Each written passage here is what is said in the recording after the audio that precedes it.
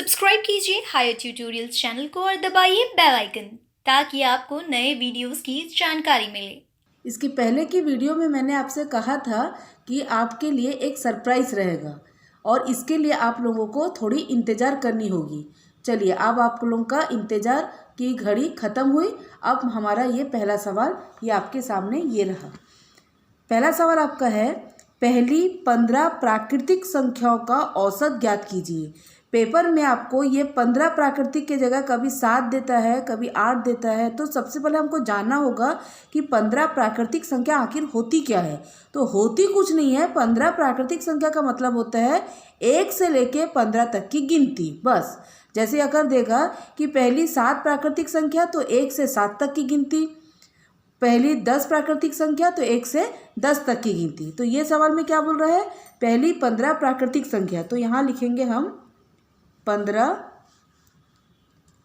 प्राकृत संख्या क्या होगा, 1 से 15, यही हो गया। पूछा क्या है हमको, औसत। तो औसत का सूत्र आपको पता है, औसत बराबर क्या होता है, सिग्मा एक्स बटे ये एफ, माने प्रेक्षणों का योग बटे प्रेक्षणों की संख्या, यही होता है। तो औसत बराबर प्रेक्षणों का योग। तो प्रेक्षण क्या है, 1 से 15। तो 1 से 1 + 15 मत कर देना, 1 धन 2 3 4 5 6 7 8 9 10 11 12 13 14 15, ये हो गया। टोटल संख्या कितना हो गया मेरा, टोटल संख्या हो गया मेरा 15। ठीक, अब इन सब को हमको टोटल करना है। तो इन सब को जब हम टोटल करेंगे तो हमारे पास आएगा 120 बटे ये 15 हो गया। अब इसको जब हम भाग देंगे तो हमारा होगा औसत 15 अट्ठे 120। तो ये हमारा निकल गया, ये औसत ये निकल गया। इसका मतलब ये हुआ, पेपर में अगर हमको पहली 7 प्राकृतिक संख्या पूछे तो 1 से लेके ये 7 तक गिनती लिखना, बटे कितनी संख्या हुई, 7। तो 7 से भाग देना, आपकी संख्या निकल जाएगी। इस टाइप के सवाल अक्सर एमसीक्यू सही विकल्प चुनो, खाली स्थान भरो, इसमें दिया जाता है। अब ये है नेक्स्ट सवाल, मार्च अप्रैल 2010 के दौरान भुवनेश्वर में पेट्रोल के दाम नीचे दिए गए हैं, औसत ज्ञात कीजिए। ये आपको दिया हुआ है आंकड़ा। ठीक है, तो सबसे पहले हम देखते हैं कि इसकी जो औसत क्या क्या है। तो सबसे पहले हम देख लिए औसत क्या क्या दिया है। औसत दिया है 61.28, 62.08, 59.35, 56.28, 59.28। ठीक, एन कितना है, तो 1 2 3 4 5, हमारा एन हो गया ये 5। ठीक, अब हम यहाँ पे औसत का सूत्र लगा देंगे। तो औसत बराबर क्या होता है, प्रेक्षणों का योग बटे प्रेक्षणों की संख्या, है ना। तो प्रेक्षणों का योग मतलब हम इसको प्लस में करेंगे। ठीक, तो आप लोग सूत्र को लिख लेना, 61.28 प्लस 62.08 प्लस 59.35 प्लस 56.28 प्लस 59.28। ठीक, ये हो गया पूरे के बटे एन कितना है हमारा, ये हो गया 5। अब इसको जब हम जोड़ेंगे तो हमारा औसत का प्लस निकलेगा। तो इन सबको हम जोड़ेंगे तो आएगा 298.27/5। तो हमारा ये औसत निकल गया। इसको भाग देंगे तो ये हमारा औसत निकलेगा 59.65। ये हो गया हमारा उत्तर। माध्यिका को पढ़ेंगे, जिसका नियम पहले आप अपने कॉपी में नोट डाउन कर लीजिएगा।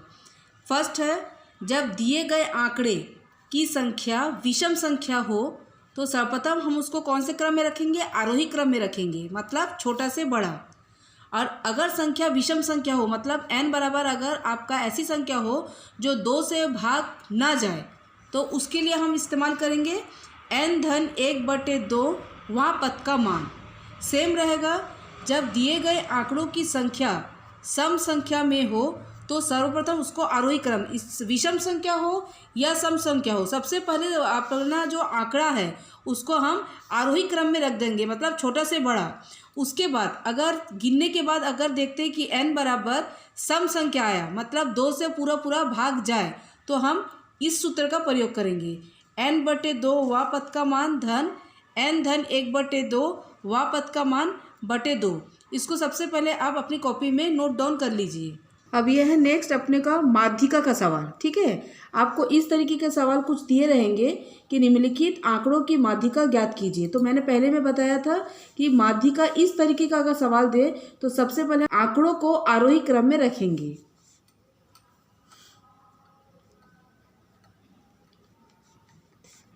आंकड़ों को ये आप 8th में पढ़ चुके हैं, आरोही क्रम में रखने पर। आरोही क्रम माने छोटा से बड़ा। तो सबसे पहले हमको देखना पड़ेगा इसमें सबसे छोटा कौन है। तो देखो सबसे छोटा है 18, फिर है 20, 21, 23 दो बार है, इसलिए 23 को मैंने 2 बार लिखा, फिर है 24 और है फिर 25। अब गिनेंगे 1 2 3 4 5 6 7। n जो है वो 7 है और आपको पता है 7 जो है वो विषम संख्या होती है। तो विषम संख्या अगर 7 है तो विषम संख्या के लिए माध्यिका का सूत्र क्या रहेगा? माध्यिका बराबर n धन 1/2 वां पद का मान।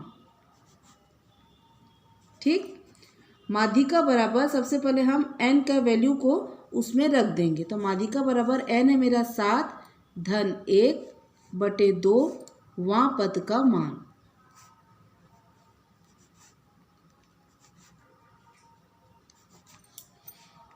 सात और 1 8/2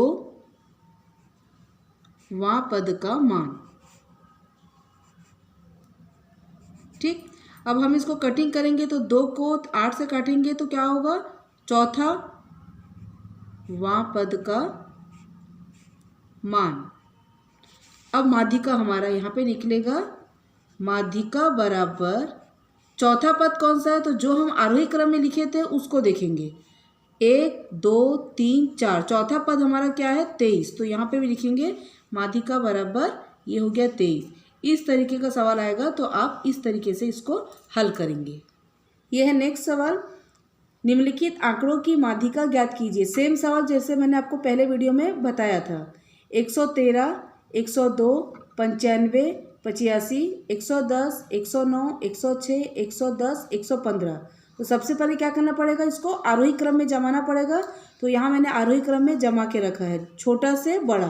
ठीक, तो इसको फिर गिनेंगे 1 2 3 4 5 6 7 8 9। तो n बराबर 9 विषम संख्या है। विषम संख्या के लिए हमारा क्या सूत्र लगता है?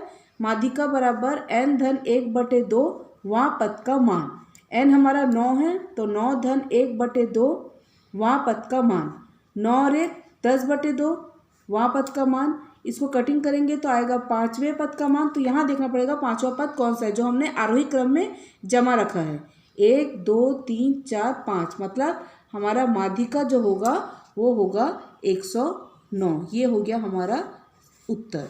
यह है नेक्स्ट सवाल, तालिका में अंतर्राष्ट्रीय खेलों में अधिकतम ऊंची कूद के आंकड़ों की संख्या नीचे दिए गए हैं, माध्यिका ज्ञात कीजिए।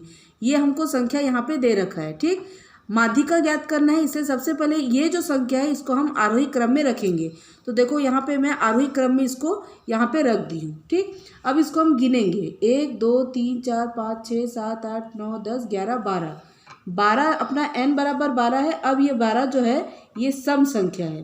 तो आपको पता है कि माध्यिका में विषम के लिए एक अलग सूत्र रहता है, सम के लिए अलग। विषम का हमने पढ़ लिया, अब हम सम का देखते हैं। तो सम में क्या रहेगा? माध्यिका बराबर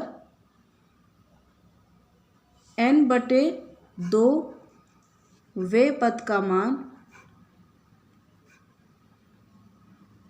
धन n धन 1/2 वे पद का मान, और ये पूरे का बटे ये होता है 2। ठीक, अब हम इसमें वैल्यू को रखते जाएंगे। n हमारा कितना है 12/2, वे पद का मान धन 12 धन 1/2, वे पद का मान, ये हमने वैल्यू को रख दिया। अब हम कटिंग करेंगे, 2 1 कम 2, 2 छक्के 12, तो मतलब ये हो गया छठवें पद का मान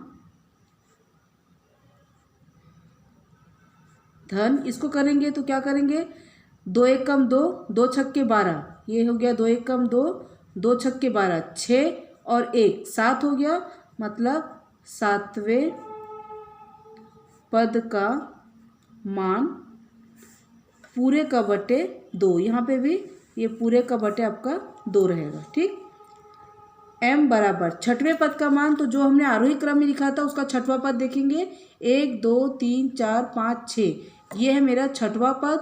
ठीक, ये है मेरा सातवां पद। ठीक है ना, इन दोनों पद को हम यहाँ पे लिखेंगे 1.97 प्लस 2.01 पूरे का बटे, ये हो गया 2। तो m बराबर इन दोनों को प्लस करेंगे तो आएगा 3.98/2, तो m बराबर इसको भाग देंगे तो 1.99 मतलब 99, ये हो गया मीटर।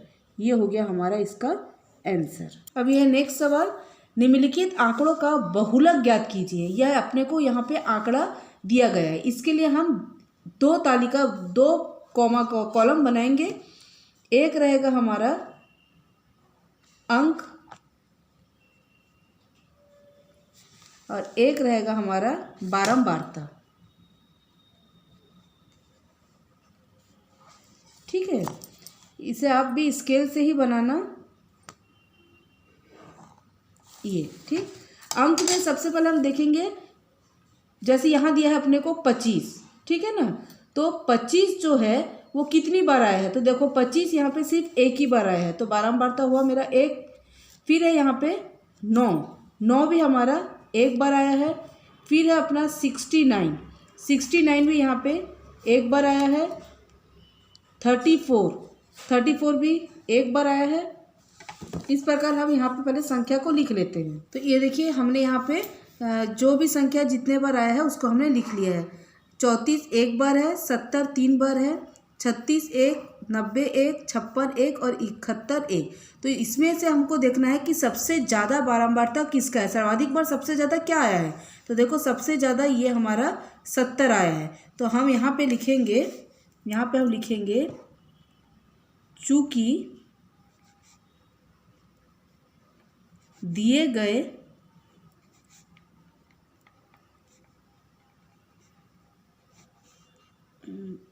आंकड़ों में 70 सर्वाधिक कितने बार आया है, 3 बार आया है, इसलिए बहुलक